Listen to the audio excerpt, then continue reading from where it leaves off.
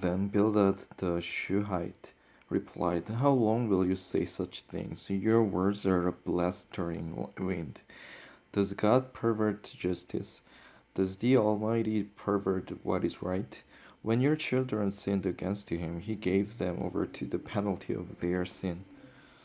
But if you will look to God and plead with the Almighty, if you're pure and upright, even now, he will rouse himself on your behalf and restore you to your rightful place. Your beginnings will seem humble, so prosperous will your future be."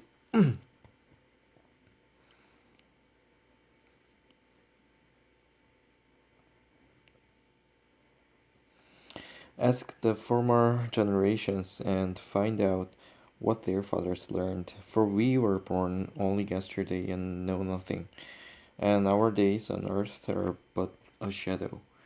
Will they not instruct you and tell you? Will they not bring forth words from their understanding? Can papyrus, papyrus, papyrus grow tall where there is no marsh?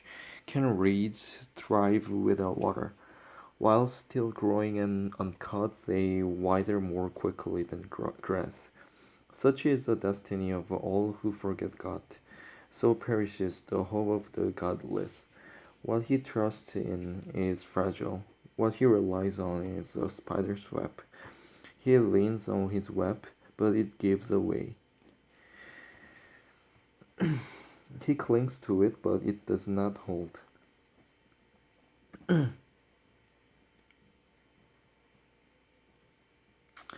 He is like a well-watered plant in the sunshine, spreading its shoots over the garden.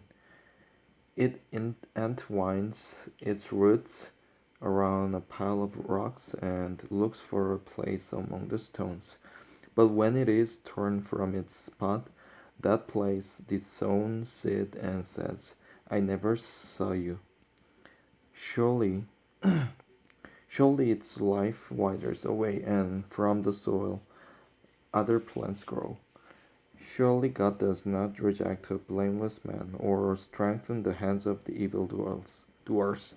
He will yet fill your mouth with laughter, and your lips with shouts of joy. Your enemies will be clothed in shame, and the tents of the wicked will be no more.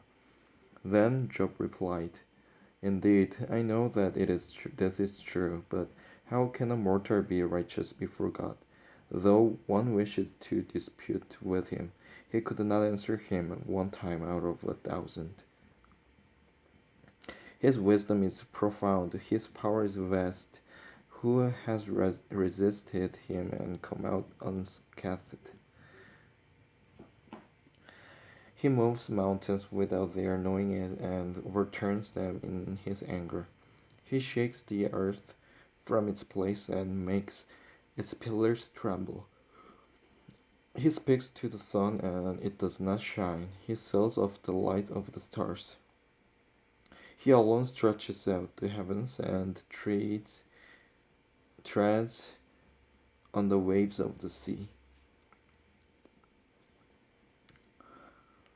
He is the maker of the Bear and Orion and the Play Pleiader, Pleiades, Pleiades, and constellations of the south. He performs wonders that cannot be fathomed, miracles that cannot be counted. When he passes me, I cannot see him. When he goes by, I cannot perceive him. If he snatches away, who can stop him? Who can say to him, "What are you doing?" God does not restrain his anger. Even the cohorts of Rahab cowered at his feet.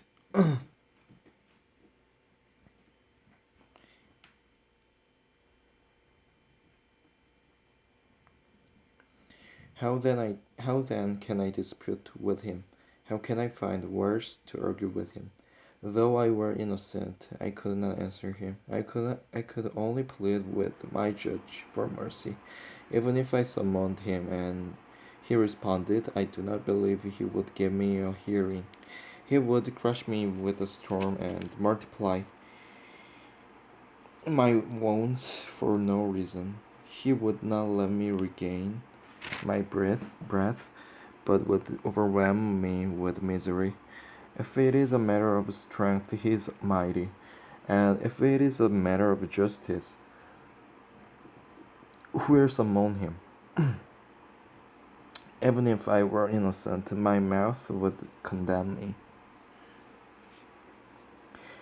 If I were blameless, if it would pronounce me guilty.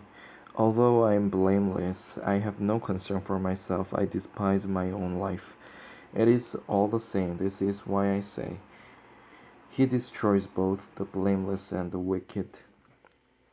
When a scourge brings sudden death, He mocks the despair of the innocent. When a land falls into the hands of the wicked, he blindfolds its judges.